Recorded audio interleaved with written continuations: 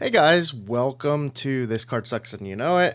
Not that we say these cards suck, but they definitely suck to play against. We are going through all of the different sets as they release, and we're going to pick probably the top 2 to 3 cards.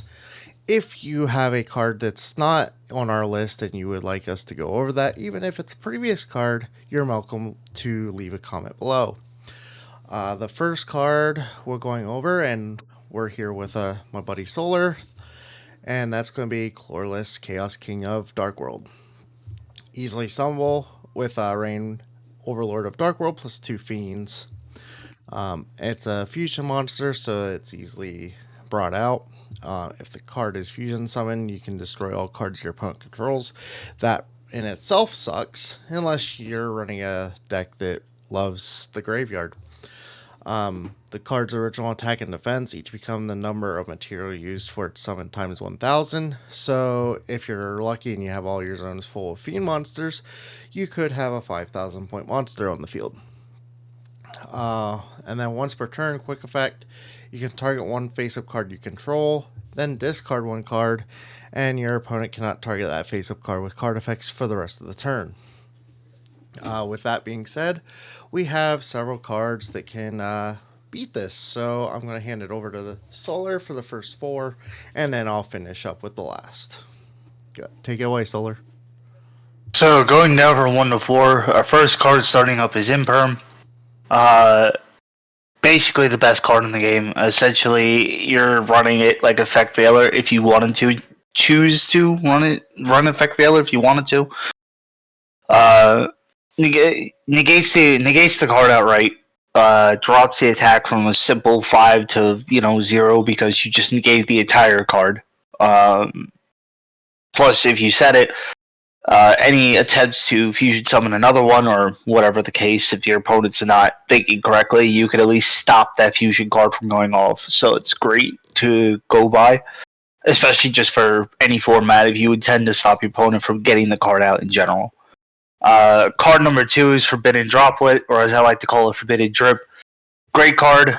Weird interaction. Even though the card would negate it, it would just cut the attack in half. So even if your opponent hypothetically did get it up to 5000, it would just drop down to 1500.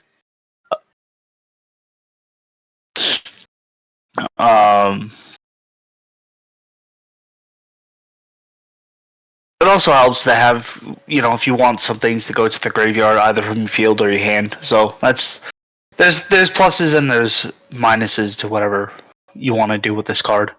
Card number 3, Super Poly. Simple explanation. If you have no other way to get this off the field, either by battling it or whatever other means, this is just a good card to get into another fusion monster that you want, such as Predaplay Dragostapelia. If you want to go that route, there's a couple of other ways you could use it. And then card number 4, lastly, is Dimensional Barrier.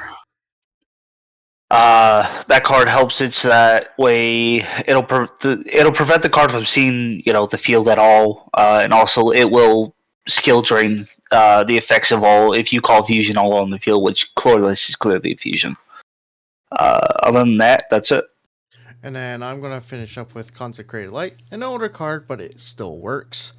Neither player can normal or special summon dark monsters or declare an attack with a dark monster, and it cannot be destroyed by battle with a dark monster. Obviously, you wouldn't be able to use this on the turn that it's summoned, so you'd want to wait until after your opponent summoned the fusion and then play this card. Then they wouldn't be able to declare an attack with it. Well, there's actually 2 ways to go with it. Like, you can have it on the field before, then they can't summon at all. Or you put it on the field after, and then they just can't attack with any other dark monsters. So that's this episode of This Card Sucks and You Know It. Come back next week for the next card out of this set. And like I said, if you have any suggestions of any other cards, just leave them in the comments below. Peace.